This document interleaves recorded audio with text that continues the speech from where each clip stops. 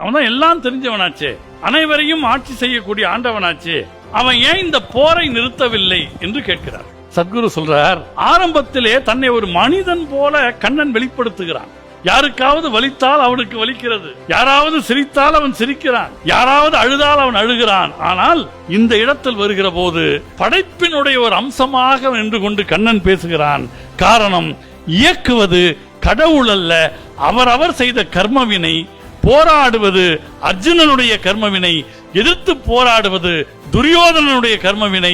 இங்கே சத்திய சாட்சியாக கண்ண பரமாத்மா இருக்கிறார் என்பதை சத்குரு இந்த நூலிலே மிக தெளிவாக விளக்குகிறார்.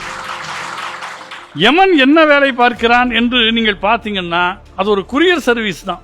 இந்த உடம்புல இருந்த உயிரை எடுத்து அது செய்த வினைகளுக்கு ஏற்ப அடுத்த உடம்புல ஒப்படைக்கிறது. அந்த உடலும் உயிரும் சங்கமிக்கிற புள்ளியிலே ஒரு மனம் தோன்றுகிறது.